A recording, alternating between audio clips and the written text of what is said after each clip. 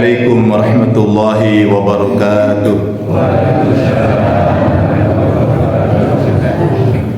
Innal hamdalillah nahmaduhu wa nasta'inuhu wa nastaghfiruh wa na'udzu billahi min syururi anfusina wa min sayyiati a'malina. May yahdihillah fala mudilla lahu wa may yudlil falan tajida lahu waliyyan mursyida. Asyhadu an la ilaha illallah wahdahu la syarikalah wa asyhadu anna Muhammadan abduhu wa rasuluhu wa safiyyuhu wa habibuhu. Yaqulu maulana fil Qur'anil azim wa ma arsalnaka illa rahmatan lil alamin. Allahumma shalli wa sallim wa barik ala Muhammad wa ala alihi wa ashabihi ajma'in wa ba'du.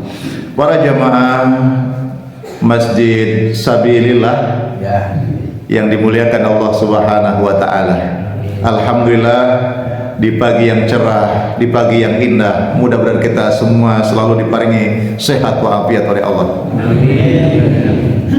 Alhamdulillah, jamaah begitu sangat antusias. Subuh ini kita diperjumpakan oleh Allah Subhanahu wa taala. Saya perdana hari ini di sini ya. Kemarin di Desa Bakalan. Nggih. Di Masjid Al Furqan yang kajian halal bihalal guru-guru sekecamatan Sumobito. Pagi ini di Masjid Sabilillah, insyaallah kajian duha jam 6 di Masjid Baitur Rahim. Nggih, Baitur Rahim. Mudah-mudahan ngaji kita manfaat barokah. Ngaji ini hanya sebagai wasilah. Kita diperintah oleh Rasulullah datang ke majelis ilmu, dengarkan majelis ilmu. Para penceramah, para dai, para ustadz cuma punya tugas menyampaikan apa yang dia miliki dengan segala keterbatasannya. Tapi yakinlah bahwa Allah lah yang memahamkan ilmu dalam diri kita. Bukan orang, bukan ustadz, tapi Allah yang menjadikan ilmu manfaat, yang menjadikan ilmu menggetarkan hati, yang menjadikan ilmu kita lebih semangat di dalam ketaatan dan amal soleh. Allahumma ya man 'allamal insan, wahai Allah pemilik perbendaharaan ilmu yang sempurna. 'Allamal insana ma lam ya'lam, ajari kami ya Allah ilmu yang kami belum tahu, ilmu yang mendidik kami untuk taat dan takwa di jalan-Mu. Amin ya rabbal alamin. Alhamdulillahirabbil alamin. Bapak dan Ibu yang dimuliakan Allah, kita pagi ini sama-sama untuk memohon kepada Allah meraih barokah sebagaimana Nabi berdoa, Allahumma barik li ummati fi bukuriha. Ya Allah, berkahilah umatku di waktu pagi. Kita sudah bangun di awal pagi hari ini. Ada yang diawali dengan tahajud, qiyamul lail di rumahnya. Ada yang bergegas ke masjid, lalu sholat di masjid. Lalu kita berjamaah subuh dan kajian pagi ini. Sebelum kita lanjutkan yang di belakang, apakah terang jelas suara saya? Nanti kalau kurang jelas angkat tangannya. Pak Ustadz, kurang dengar kami. Dengar suara tapi kurang jelas apa yang disampaikan. Kan beda kedengaran dengan jelas itu ya. Baik jamaah yang dimuliakan Allah. Tema katanya sebagai request, jurus pemutus keburukan. Para jamaah yang dimuliakan oleh Allah, ada keburukan-keburukan yang ditimpakan Allah. Itu disebabkan apa yang dilakukan oleh kita sendiri. Maka ada istilah, seorang hamba Allah datang ke seorang guru, Tuan Guru, berikan saya solusi. Tuan Guru, berikan saya jalan keluar, doakan saya. Maka pesan yang banyak disampaikan oleh guru, banyak-banyak istighfar ya, gitu kan, tobat nang Gusti Allah.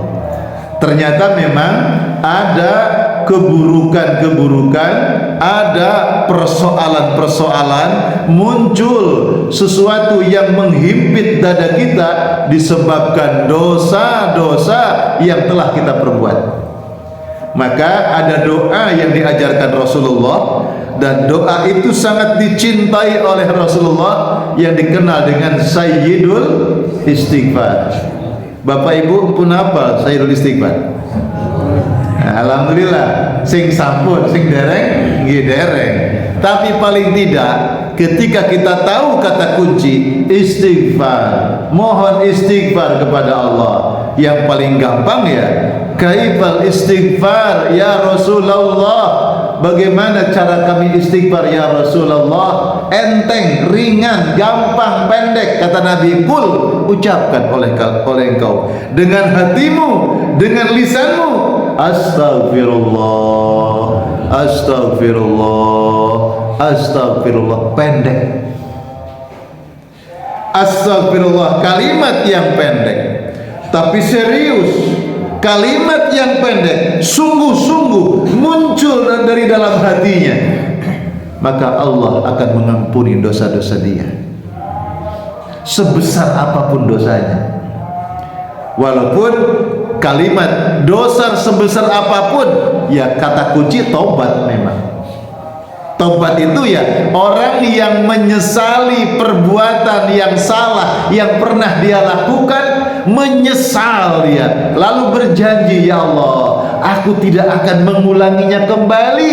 Ditutup dengan kalimat astagfirullah, astagfirullah, astagfirullah. Dipoles dengan amal-amal ibadah, amal soleh. Insya Allah sebesar apapun dosa diampuni oleh Gusti Allah. Allah itu ringan pengampunannya, ringan. Rabbana atmim lana nurana waghfir lana innaka ala kulli syai'in qadir. Itu Gusti Allah. Jadi kalau kita berdoa itu Rabbana, ya Tuhan kami, atmim lana, sempurnakan amal kami ya Allah. Kami ini sudah sholat tapi sholatnya masih banyak gangguan. Kami ini sudah melakukan amal soleh tapi masih selalu dipalingkan oleh ujub, oleh riya, oleh takabur ya Allah, untuk pamer kadang-kadang ya Allah, gitu kan? Berikan kami cahaya ya Allah yang bisa memperbaiki diri, yang bisa mencerahkan hati. Waghfir lana, nun Gusti, ampuni kami, ampuni kami. Berapa sih besar dosamu? Mungkin Allah bertanya begitu. Innaka ala kulli syai'in qadir. Engkau kan ya Allah maha kuasa. Allah maha kuasa. Sebesar apapun manusia banyak dosanya, Allah maha kuasa untuk mengampuni. Tidak berat bagi Allah. Yang berat itu kita. Yang berat kita. Ada orang minta maaf, Pak, tolong maafkan saya. Enak saja, maafkan, maafkan. Sakitnya di hati sudah lama ini gak hilang-hilang. Gitu kan? Makanya momentum halal bihalal, bersalam-salaman, mohon maaf lahir dan batin, salah satu ciri atau salah satu esensi adalah untuk membebaskan diri kita. Maafkan saya, maafkan saya. Maksudnya jangan sampai ada luka nempel di hati orang, atau ada orang punya luka di dalam diri kita, ada orang melukai hati kita, lalu kita beranikah kita memaafkan? Berat Pak Ustaz, saya dihina di tengah-tengah masyarakat, dihina oleh dia, sekarang dia minta maaf, enak saja, kan? Kita begitu, tapi Allah enggak.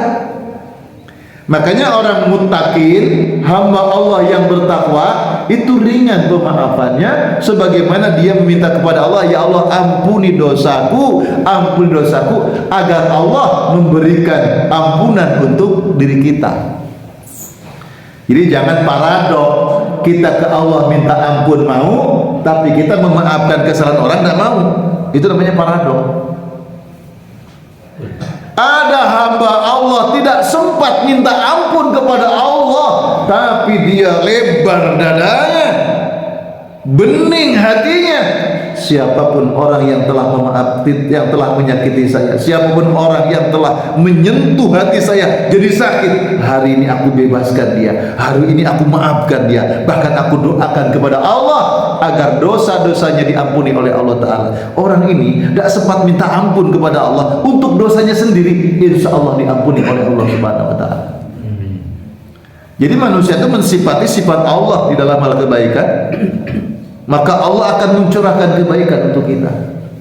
Nah, para jamaah yang dimuliakan Allah, kaji kita pada pagi hari ini kita akan membahas secuil saja dari ayat Allah surat Ali Imran ayat 133. Surat Ali Imran ayat 133. A'udzubillahi minasyaitonirrajim. Wasari'u ila maghfiratin min rabbikum wa jannatin arduha as-samawati wal ard u'iddat lil muttaqin. Wasari'u, di dalam banyak kitab tafsir, baik dalam tafsir Al-Maraghi, kitab tafsir At-Tabari, kitab tafsir yang lain juga hampir sama, bahwa wasari'u dimaknai wabadiru, segera, ayo cepet-cepet. Jadi kita diperintahkan Allah, ayo bersegera, ayo cepet-cepet kalian. Kenapa Allah nyuruh kita segera? Karena kita sering engkoai, nanti saja. Ayo naik masjid, nanti ae sik suwe. Ayo salat sik dawa. Waktune engko ae. Kita sering. Ayo tobat nang Allah, enak saja tobat. Ini enak ini. Tobat nanti kalau sudah tua, kalau sudah sakit, kalau harta sudah habis. Kan ada orang itu, sampean saiki wis sadar ya. Sadar apa maksudnya? Dulu lo sampean jino bendino, judi bendino, iya toh? Iya. Saiki kok mandek? Iya. Saiki wis gak kuat. Wis loro-loroan, duit wis entek. Jadi berhentinya karena sudah ndak ada duit, badan sudah ndak kuat. Ini belum tobat namanya. Tobat itu ketika semua memungkinkan, badan sehat, duit akeh, kesempatan ada, tapi dia takut sama Gusti Allah. Saya takut untuk berbuat dosa. Saya tinggalkan semua karena Allah Subhanahu wa Ta'ala. Oh, ono cewek ayu, cantik, masya Allah, ngajak sama saya, Pak Ustadz gratis. Takut sama Gusti Allah. Jadi jamaah, emoh ne wong gitu ya. Rasane jamaah itu. Nek sepi-sepi wong loro tok gelem. Gitu. Katanya Ustadz kan, masya Allah, ditolak eman, dilakoni dosa, gitu kan. Masya Allah. Jamaah yang dimuliakan Allah, bersegeralah. Kenapa bersegera? Ya karena banyak manusia lalai. Banyak manusia nunggu-nunggu waktu, nanti saja, nanti saja. Ini namanya seruan Allah kepada kita. Allah menyeru kita. Jamaah, Allah menyeru kita itu tanda Allah sayang kepada kita. Allah menyeru kita, tanda Allah cinta kepada kita. Bapak ibu kan sering anaknya, ayo nak bangun sholat subuh, bangun nak, jangan kesiangan. Sampai orang tuanya agak emosi. Kenapa? Pertama dibangunkan, ya tidak bangun-bangun. Kedua dibangunkan sambil agak dijiwit sedikit, tidak bangun-bangun. Ketiga ambil sapu, disiram sama air. Bukan benci, bukan amarah, tapi sayang. Sayangnya orang tua. Nah, ini waktu yang Nabi berdoa ada berkah. Ayo bangun. Itu suami sama istri, istri sama suami saling mengingatkan, ayo bangun bang, jangan sampai kesiangan kita punya sholat subuh. Ayo bu bangun, jangan kesiangan kita punya sholat subuh. Kenapa? Ada barokah dari Allah yang diturunkan, didoakan oleh Rasulullah SAW. Kita ini kemana-mana minta didoakan para kiai, para guru. Tolong pak guru, pak kiai doakan saya. Ini yang doa Rasulullah, yang doa Nabi Muhammad SAW. Nah para jamaah, wasari'u, bersegera. Kemana bersegera? Ila maghfiratin min rabbikum. menuju ampunan Tuhanmu, menuju ampunan Allah, wa jannah, dan bersegera menuju surga Allah. Jadi tadi bersegera, kenapa bersegera? Ya banyak manusia lalai. Dan ini seruan Allah, Allah menyeru. Jangan, sesuatu yang diseru itu ada dua hal karena Allah menyeru itu. Yang pertama, posisi yang diseru jauh dari yang menyeru. Posisi manusia jauh dari Allah. Jadi Allah nyeru. Kenapa? Kita jauh dari Allah.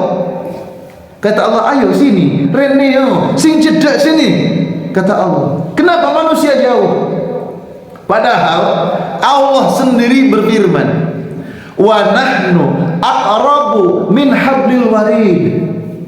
Aku ini, kami ini, kata Allah, jarak kami dengan kamu sangat dekat. Lebih dekat daripada urat nadi yang ada di leher kita, sangat dekat. Tapi kenapa kamu jauh? Jadi Allah menyeru kita dengan cinta kepada kita, karena kita malah jauh dari Allah. Bagaimana jauh Pak Ustadz? Saya kan sholat subuh tadi, alhamdulillah. Kita sholat subuh, saya kan baca Quran Pak Ustadz, alhamdulillah. Saya kan zikir Pak Ustadz, alhamdulillah. Cuma kadang-kadang kita sholat, fisik kita ada di sini. Allahu Akbar, alhamdulillahi rabbil alamin, ar-rahmanir rahim, maliki yaumiddin. Fisik kita di sini, tapi hati kita jauh.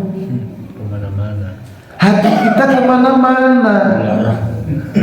Maka sing penak itu sholat di awal tok, Allahu Akbar. Di awal enak, nikmat. Orang kebalik karena nikmat, takbirnya gak kelar-kelar. Itu orang yang ragu. Karena ada orang tuh takbirnya sampai dihitung lebih 3 kali, 4 kali. Orang seperti itu langsung pukul sininya. Tapi hati-hati juga mukulnya ya, jangan sampai pingsan. Ukhruj ya laknatullah ya. A'udzubillahi minasyaitonir rajim. Atau didorong gitu supaya kaget, supaya setannya pergi. Karena asyak minas syaitan, keraguan itu dari syaitan.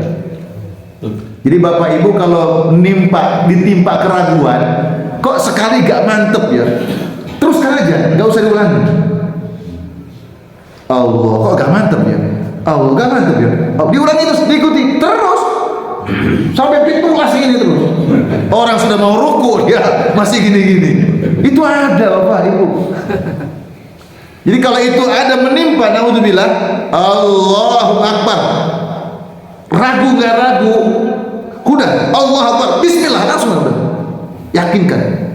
Itu ragu. Kita sudah Allah, nikmat ketika Allahu Akbar, cuma pas bar terus bubar. Pikiran camping kemana-mana. Sholat subuh tadi Bu, ada berapa tulisan karangan, ada berapa judul gitu kan.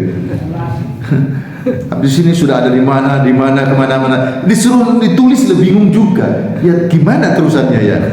Tapi kenyataannya terjadi.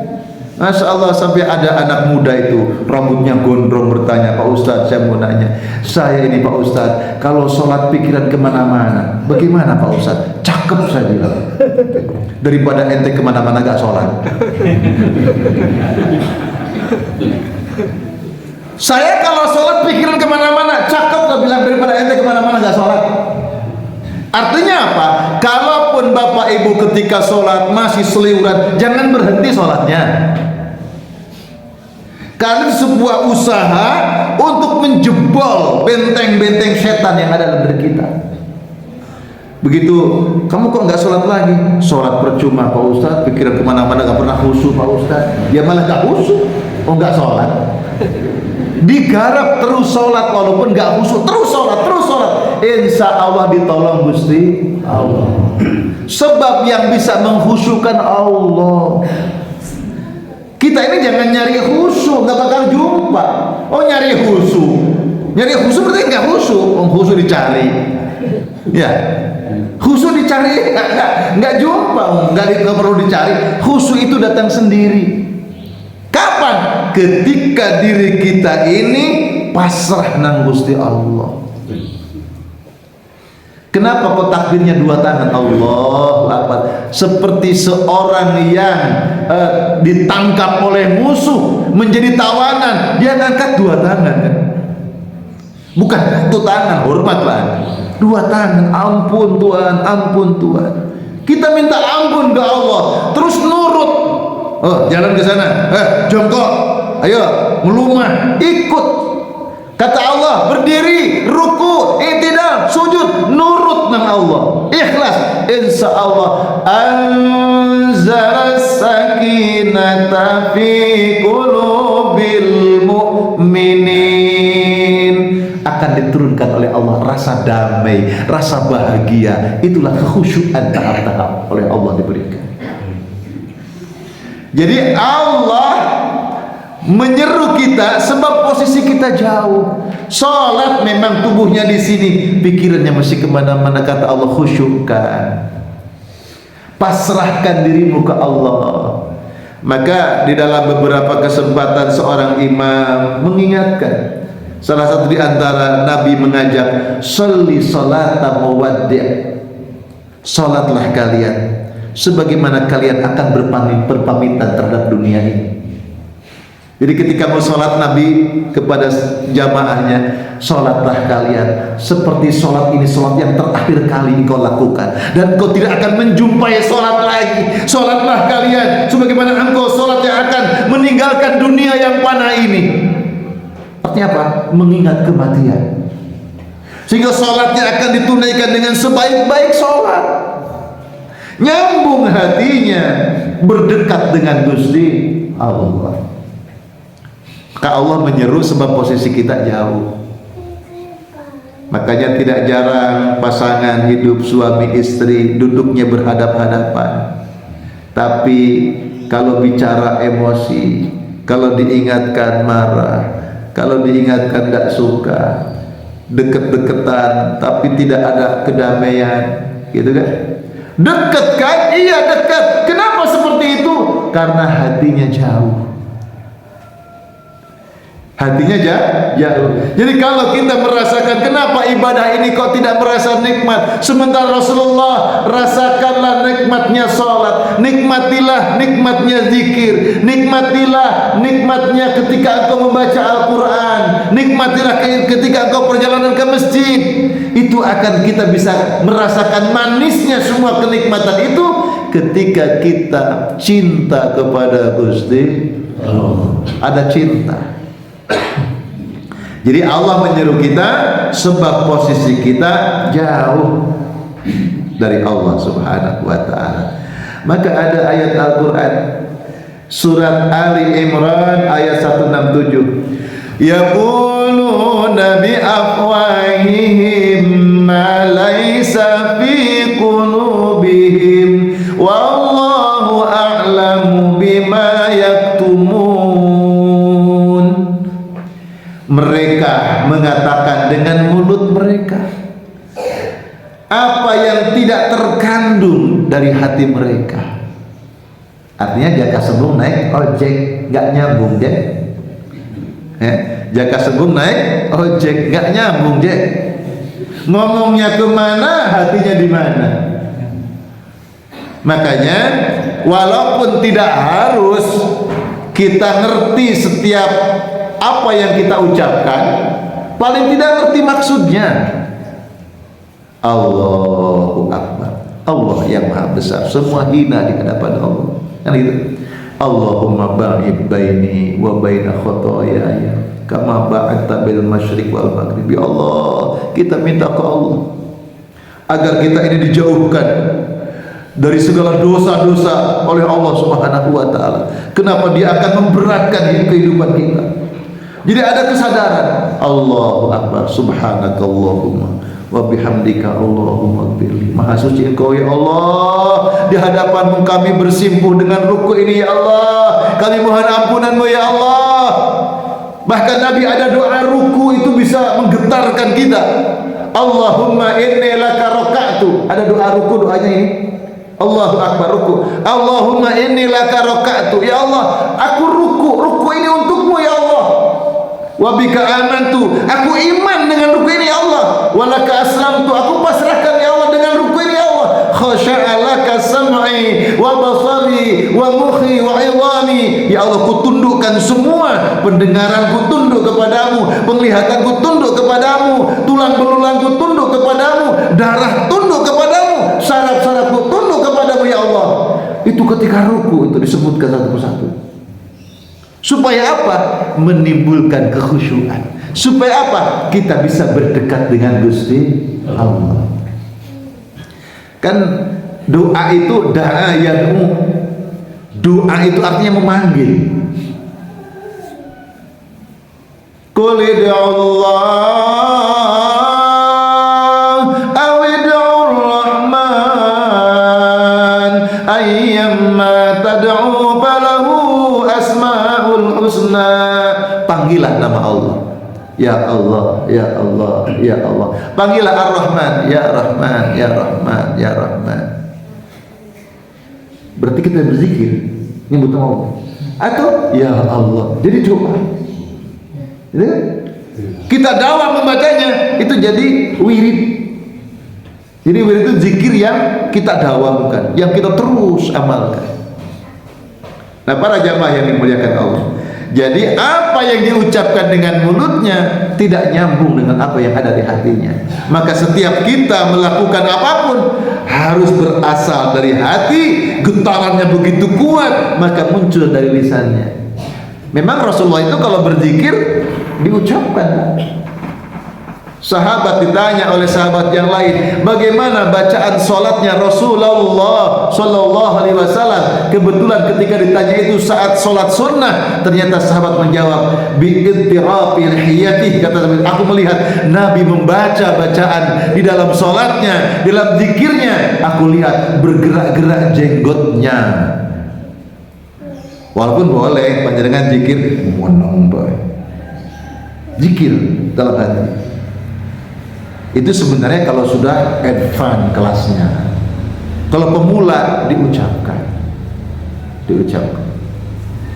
Jadi kalau sounding ke apa, kan ada thariqah ya. Mungkin bapak-bapak jarang mengenal istilah thariqah. Kalau saya kan sembarang, pilnya banyak ya. Jadi ya saya di Muhammadiyah ngaji, di NU ngaji, gitu kan, di Persis ngaji, gitu kan, di MUI ngaji. Saya termasuk alumni Dai MUI 2023 angkatan ke-17 tahun lalu. Jadi ngaji, jadi obat pilnya banyak. Jadi di thariqah itu ada kalau berzikir itu teriak-teriak. Itu mulanya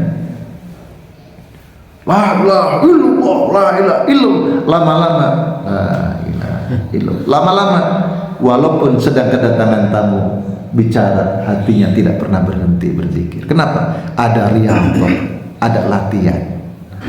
Kita ini kan zikir, wah saya wayahe nganggur iso zikir, ono tamu lali weh. Itu kita, saya gitu ya. Tapi orang yang terlatih riyadhah, ada tekniknya. Kan sekarang sembarang ada kursus ya loh. Kan tahun lalu itu ada pelatihan sholat ya. Itu pelatihan sholat Ustadz Abu Sangkan itu bayar 1.500.000 2 hari ya. Masya Allah, sholat itu nangis-nangis sholat itu ya. Pulang sholatnya khusyuk-khusyuk. Kenapa? Karena bayar. Saya loh melaksanakan pelatihan sholat gratis. Mulai pelatihannya pancet tadi ngono. Soalnya apa? Gratis. Makanya saya pikir-pikir, iki ngaji iki kudu bayaran kira-kira gitu. Kudu ditarik bayaran supaya kapok. Masa aku harus bayar terus gak dimanfaatkan ilmunya gitu kan. Jadi kadang-kadang ada seperti itu. Apa ya? Jadi ini pengalaman. Jadi saya melatih pelatihan sholat khusyuk di Malang, di mana, karena gratis. Pulang tak lihat sholatnya, ya pancet lah, gak perlu. Padahal alumni saya yang ikut pelatihan bayar, pulang itu Masya Allah sholatnya lebih khusyuk, lebih tomaknina, gak cepet-cepetan. Bahkan dulu kami itu dilatih sholat 2 rakaat minimal 15 menit. Sholat 2 rakaat 15 menit. Jadi kalau sholat zuhur setengah jam. Jadi sholat berjamaah kebetulan advance-nya tetap. Kalau ada tamu kita beritahu, Bapak Ibu nanti kita akan sholat zuhur berjamaah dengan tomaknina. Nanti setiap gerakannya panjenengan di dalam hati hidupkan. Misalkan ketika baca Al-Fatihah, renungannya ini, ketika baca surat ini, ketika ruku ini, setengah jam. Begitu selesai, Assalamualaikum, Masya Allah, terima kasih Pak Ustadz. Apa? Nikmat sholatnya. Perasaan bacaan doa dia kewesel ya. Gak mari-mari gitu sholatnya. Masya Allah. Terima kasih Pak Ustadz. Setengah jam sholat zuhur. Terima kasih katanya. Kenapa? Nikmat sholatnya. Para jamaah yang dimuliakan Allah Subhanahu wa ta'ala. Kenapa Allah menyeru kita? Sebab posisi kita jauh. Satu lagi ayat Al-Quran, surat Al-Hajj, surat ke-22 ayat 11. Wa minan nasi may ya'budullah wa minan nasi may ya'budullah ala harf. Di antara sebagian banyak manusia beribadah kepada Allah, menyembah Allah hanya di permukaannya saja, hanya casingnya tok. Bajune busana muslim wapi, pakai udeng-udengnya sak tumpuk, pakai sorbane macam-macam. Kita nggak nuduh orang ya, terus lihat orang begitu terus pikirannya kotor, jangan. Ilmu itu didatangkan untuk ngeritik diri sendiri. Jadi panjenengan pulang ngaji, bukan mata jenengan itu lihat orang lain. Itu keliru, salah pasang.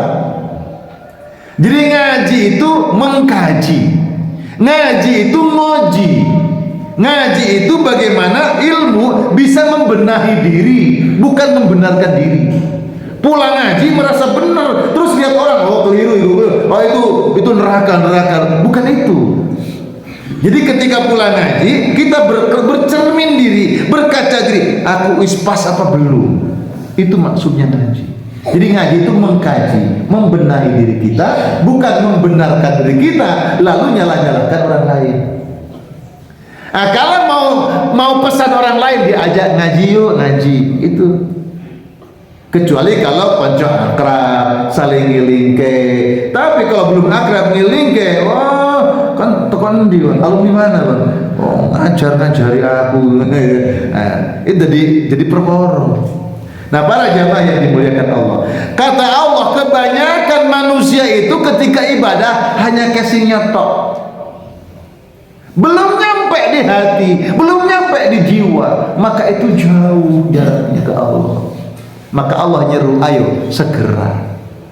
Yang kedua, kenapa Allah menyeru kita? Sebab banyak manusia tidak tertarik dengan apa yang diserukan oleh Allah. Alhamdulillah kalau jamaah di sini luar biasa respeknya, responsif. Berapa banyak orang yang rumahnya dekat corong masjid.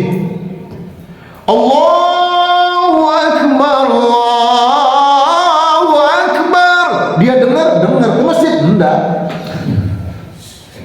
tertarik. Enggak tertarik. Salat berjamaah nilai pahalanya 27 derajat sempurna. Apakah salat berjamaah neng omahe Pak Ustaz podo ae salat? Enggak tertarik. Maka kata Allah, ayo bersegera. Ayo bersegera. Allah sudah membantu usahamu. Hidupmu itu pendek, perjalanan akhiratmu panjang. Kalau los-losan harga pokok, modal pokok saja menghadap ke Allah untuk akhirat yang panjang abadi, tidak cukup, kata Allah. Maka aku hadirkan Ramadan yang dilipat gandakan pahalanya. Aku hadirkan sholat berjamaah 27 derajat sempurna. Setiap perjalanan ke masjid Allah memberikan saksi-saksi di bumi. Langkahmu ke masjid disaksikan oleh angin-angin yang bersepoi-sepoi yang menghembus, daun-daun yang melambai, kerikil-kerikil yang kita lewati, itu akan menjadi saksi di hadapan Allah. Ya Allah, si fulan jam sekian berangkat ke masjid sabilillah, aku saksinya. Itu akan menjadikan, menguatkan tambahan amal pahala di hadapan Allah. Hidup di dunia pendek, nak cukup amal modal pokok saja. Sholat gak usah zaman yang pokoknya sholat. Itu kan kerungu aja kerungu, yang kau ayo masih panjang waktunya, tidak tertarik dia. Siapa yang sholat subuh berjamaah di masjid sama dengan melaksanakan sholat subuh 25 kali sholat subuh. Itu Rasulullah dalam sabdanya. Jadi kita tertarik, Masya Allah. Infak sedekah kata Nabi, siapa yang di pagi hari berinfak karena Allah Subhanahu wa ta'ala, ada 2 malaikat di waktu pagi itu berdoa. Satu malaikat berdoa, ya Allah, berikan balasan harta si hamba Allah yang di pagi hari ini berinfak karena Engkau, supaya Allah mengganti dengan yang lebih baik.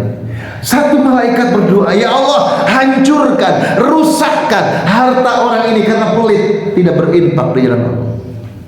Ya Allah, jamaah ini sebelum berangkat masuk ke kotak infak ini untuk dakwah, ini membantu fakir miskin. Dulu sahabat-sahabat Rasulullah kalau ingin berjumpa dengan majelis Rasulullah, sebelum berjumpa mereka berinfak, bersedekah. Kenapa? Supaya ilmu yang datang dari Nabi itu manfaat. Jadi ada wasilah.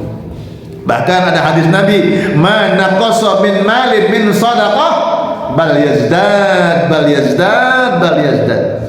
Harta yang kau infakkan, harta yang kau sedekahkan, harta yang kau keluarkan, harta yang kau sembelih di jalan Allah, maka harta itu tidak akan berkurang kata Rasulullah. Tidak akan berkurang kata Rasulullah, akan bertambah, akan ditambah oleh Allah Subhanahu wa ta'ala. Apakah kita masih belum tertarik? Maka Allah menyeru kita agar kita mau tertarik. Allah sayang kepada kita, mengingatkan. Nah, para jamaah yang dimuliakan Allah, waktunya makin cepat melaju. Ini kajian bisa 3 jam aja. Kita ringkas-ringkas saja. Jadi manusia diseru oleh Allah pertama karena manusia jauh, hatinya jauh ke Allah. Makanya sholat sing khusyuk, zikir, manfaatkan zikir karena Allah supaya khusyuk. Ya, subhanallah, subhanallah, subhanallah. Jangan korupsi. Kan yang banyaknya korupsi, lisannya lebih cepat dari hitungan. Korupsi tidak akan terasa. Coba dicoba. Subhanallah, seucap segera subhanallah, subhanallah. Rasakan subhanallah. Ingat, maha suci Engkau ya Allah, subhanallah. Aku ini kotor ya Allah, subhanallah. Aku ini hina ya Allah, subhanallah. Ya Allah, maha suci Engkau, subhanallah. Pelan-pelan, pelan-pelan, nyambung kan. Mengucapkan subhanallah, isok nangis. Subhanallah, dirasakan.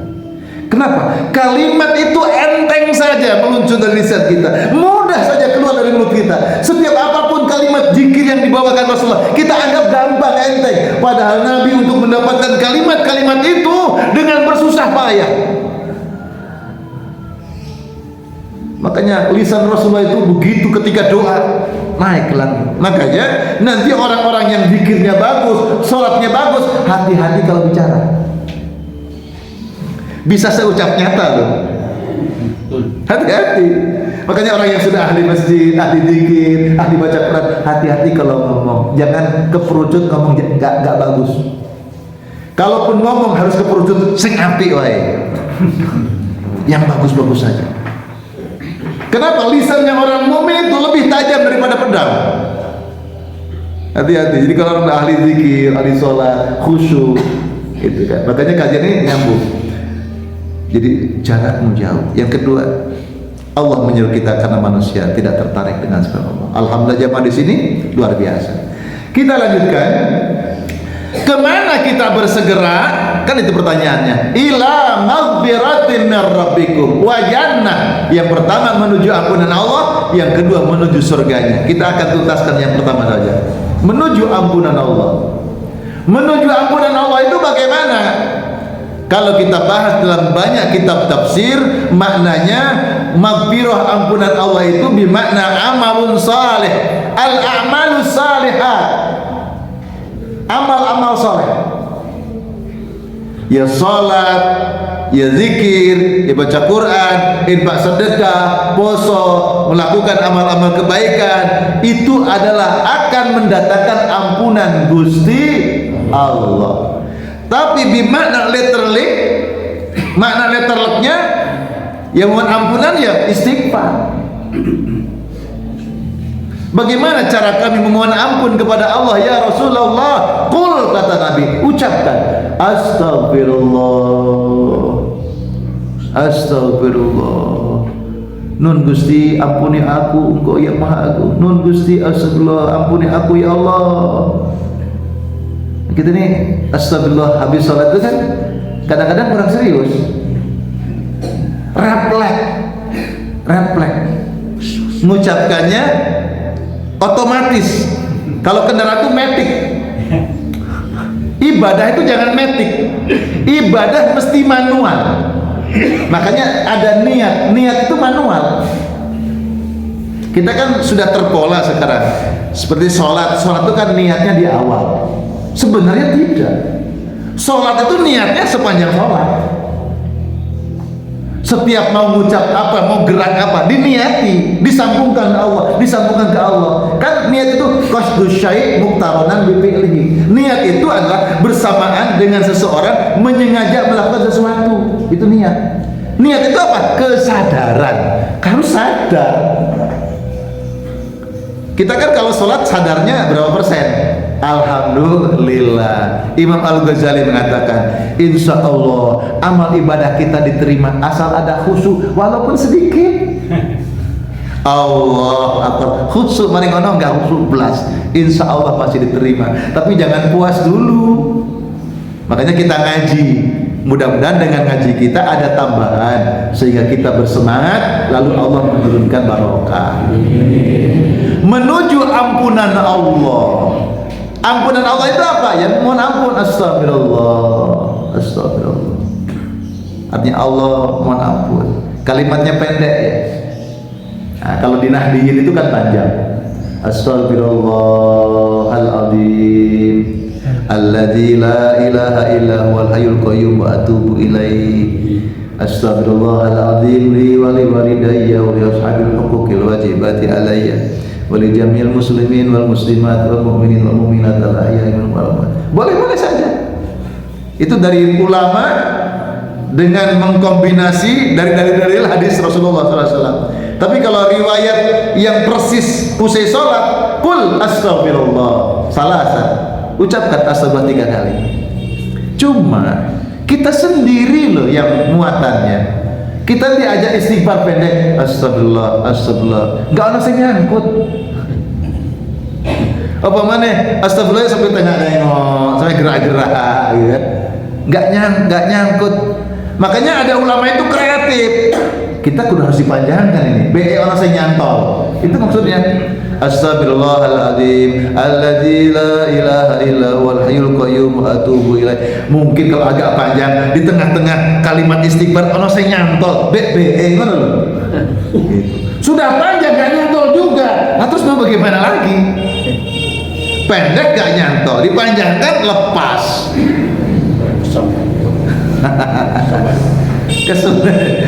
Jamaah yang dimuliakan Allah. Ampunan, ghafar. Ghafar itu artinya kita sering artikan ampunan, mengampuni.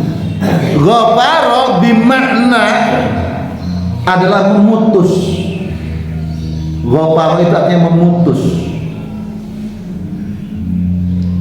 Ghafar orang yang di negeri panas seperti di Saudi Arabia itu laki perempuan menggunakan kerudung. Nufar namanya. Jadi laki perempuan mesti ada gininya. Jadi kan yang pernah haji umroh, nah gini, namanya nufar. Nukbar ini artinya kain untuk memutus. Memutus apa? Memutus sinar matahari, cahaya matahari yang panas tidak langsung menembus kulit muka, tapi diputus dengan nukbar ini, dengan kain ini.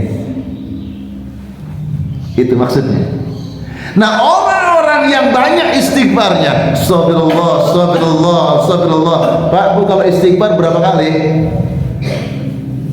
Biasanya dengan berapa kali?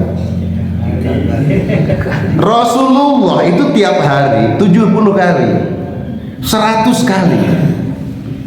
Itu Rasulullah. Dan Rasulullah itu kalau bertasbih, tasbih sapu jagat. Kalau saya namakan tasbih sapu jagat itu subhanallah, alhamdulillah, la ilaha illallah, Allahu akbar.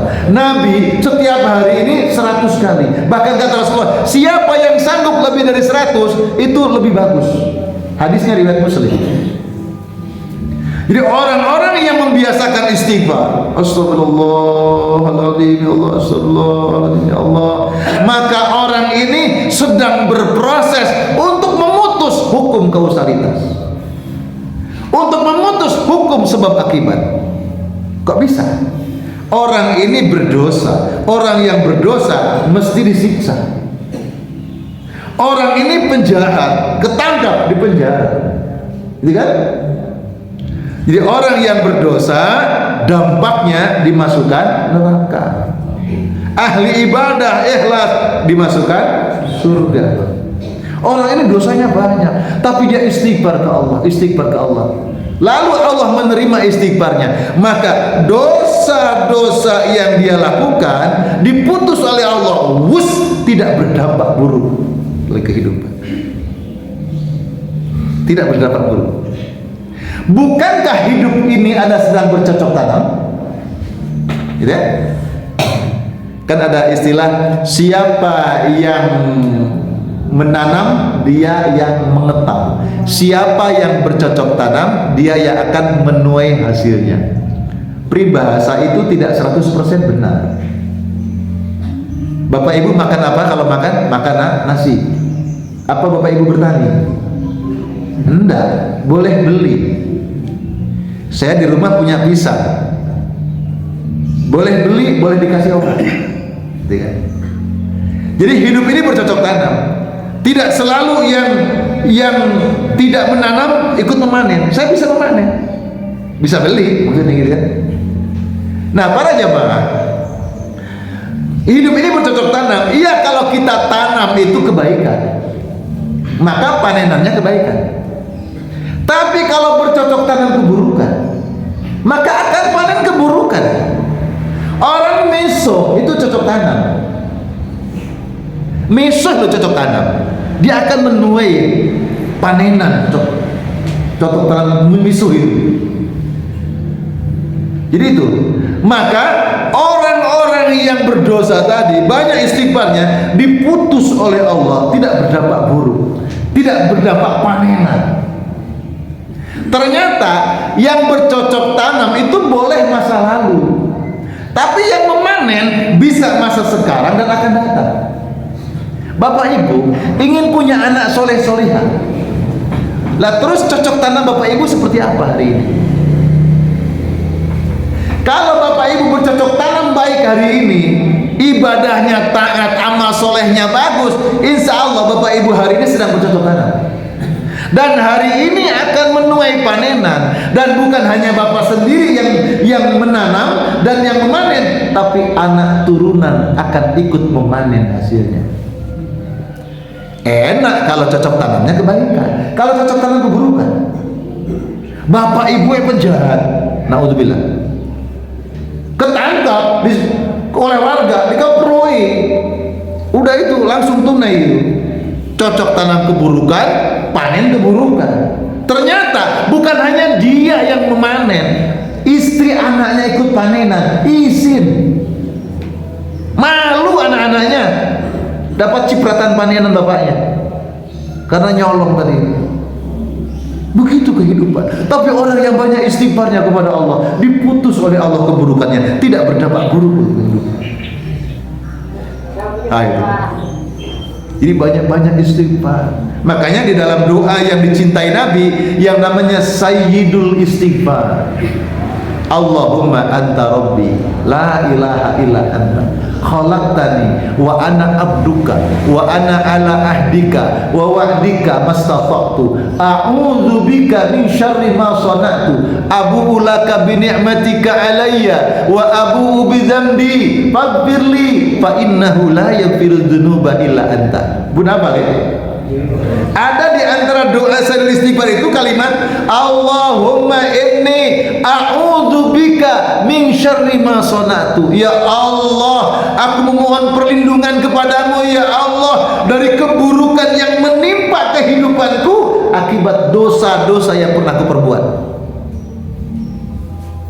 Jadi ada dosa menjadikan belenggu kehidupan. Makanya benar para ulama kalau ada orang minta doa, banyak-banyak istighfar ya, banyak-banyak sedekah ya, banyak-banyak zikir, sholat tobat. Benar. Kenapa? Barangkali ada belenggu yang terjadi pada diri orang ini dari dosa-dosa sehingga menghimpit kehidupannya. Ada istilah maaf anaknya, maaf yang susah jodoh, maaf mungkin yang belum punya anak sudah lama, maaf. Itu banyak-banyak istighfar, banyak-banyak infak sedekah, banyak-banyak menyayangi orang supaya Allah menitipi rasa sayang. Nah, para jamaah yang dimuliakan oleh Allah, jadi istighfar, ghafara itu memutus hukum kausalitas.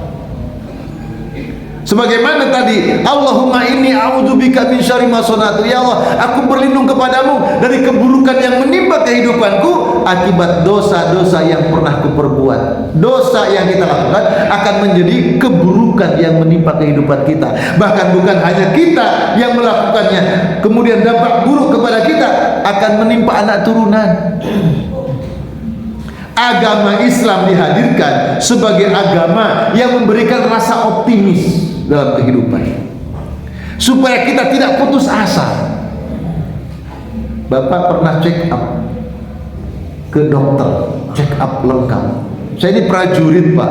Prajurit ini kalau suruh check up itu bahasanya gratis check up. Itu banyak yang nggak mau. Kenapa? Takut. Takut ketahuan penyakitnya. Oh sehat gini kok suruh check up, ternyata ketahuan ada penyakitnya, malah lempoy, malah stres. Kenapa? Psikologis. Sehat gak apa-apa, begitu lihat check up hasil check upnya, oh kamu kena ini, jadi lemes. Makanya banyak yang nggak tahu. Ya, Masya Allah. Barangkali kan ada istilahnya penyakit turunan. Kenapa penyakit turunan?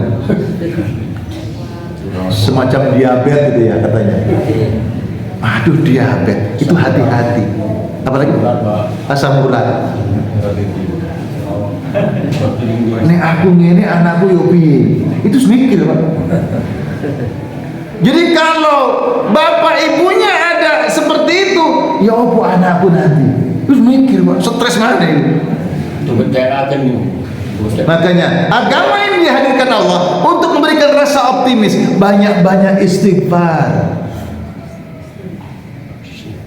banyak-banyak istighfar, banyak-banyak tobat, banyak-banyak amal soleh, kembali ke Allah Subhanahu wa ta'ala. Saya punya sahabat sekarang sudah almarhum, innalillah al-fatihah ya Allah ya Rahman.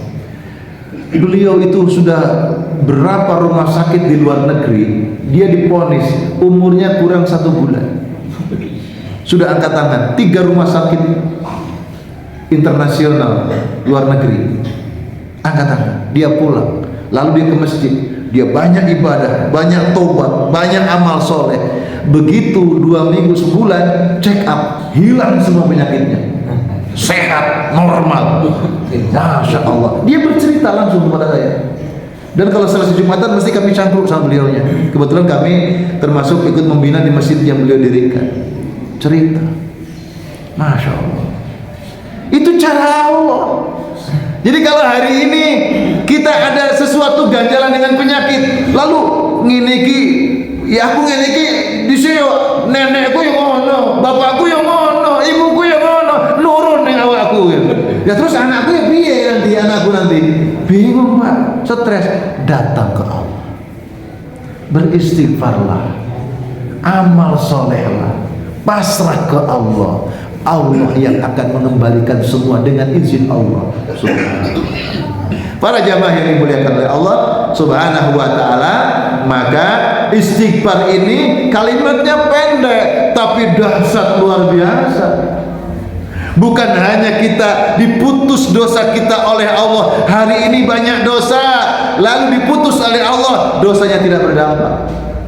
Maka tengok Bapak Ibu yang hari ini bercocok tanam, cocok tanam kebaikan kah? Cocok tanam keburukan? Setiap cocok tanam akan panen. Yang panen bukan hanya pelakunya saja, tetapi anak turunan akan ikut panen. Berbahagialah kalau Bapak Ibu selalu bercocok tanam kebaikan, jangan bercocok tanam keburukan. Kasihan anak turunan kita. Nah, jadi muslim mukmin hari ini sudah menikah, punya anak, masih tidak sholat, masih pelit, tidak mau poso. Ya apa anak turunan? Kasihan. Kasihan. Ayo banyak-banyak kembali kepada Allah Subhanahu wa taala. Oleh karena itu diingatkan kembali sebagai solusi, Masya Allah, dari istighfar itu surat Al-Fatihah. A'udzubillahi minasyaitonir rajim. Inna fatahna laka fatham mubina liyaghfira laka Allahu ma taqaddama min dzambika wa ma ta'akhkhara wa yutimma ni'matahu 'alaika wa yahdiyaka shiratan mustaqima. Orang yang beristighfar, orang yang melakukan amal-amal saleh, maka orang ini orang yang akan dibukakan kemenangan yang nyata oleh Allah, diampuni dosa-dosanya untuk dia, untuk orang yang beristighfar amal saleh tersebut, lalu diputus dosa-dosa masa yang lalu dan diputus tidak berdampak buruk pada masa yang akan datang. Lalu Allah menyempurnakan nikmatnya, lalu Allah membimbing dia di jalan hidayah, wa yahdiyaka siratan mustaqima wa yansuraka Allahu nasran aziza. Lalu Allah akan memberikan pertolongan dengan pertolongan yang bisa melemahkan musuh. Dia orang yang ahli ibadah, ahli zikir, ahli amal soleh, hidupnya tentram. Kenapa? Dia hanya takut kepada Allah. Man khatallah khafahu kulla syai. Siapa orang yang takutnya hanya kepada Allah, maka bumi semesta akan dibikin takut kepada orang ini. Subhanallah. Itu Pak, kenapa kalau kita dengan guru, dengan kiai, terus harus ada ajri, harus ada adab, harus sopan. Katanya takut kewalat. Kewalat itu kan istilah, esensinya bukan itu. Dia itu kekasih-kekasihnya Allah. Kalau kamu tidak sopan sama kekasih Allah, Allah akan bikin gak sopan sama kamu. Kalau engkau menyakiti dia, dia tidak akan membalas, tapi Allah tidak rela kekasihnya disakiti. Allah yang akan berikan balas. Hati-hati. Itu disebut dengan istilah apa namanya? Tadi kewalat. Itu kewalat itu maksudnya begitu, Pak. Jadi bukan orang yang mengkualati, tidak, Gusti Allah. Itu makanya hati-hati. Makanya jamaah itu doanya apik, doanya bagus. Maka orang mukmin ketemu orang mukmin adalah saudara. Yuk hidup berdampingan dengan baik, saling mendoakan dengan baik. Jangan saling eker-ekeran, jangan saling musuh-musuhan, karena kita ada umat yang sama di hadapan Allah Subhanahu wa taala. Ada pertanyaan? Alhamdulillah tidak ada yang bertanya. Silahkan satu aja. Ada ibu? Sholat, ya, monggo. Karena waktunya kurang 3 menit, 4 menit, monggo. Ya, bacaan keras imam ini, sing makmum ini nggih, nyema hati nggih. Bismillahirrahmanirrahim. Bacaan keras. Nggih. Baik, saya lihat hati, Pak. Nggih. Sing hati.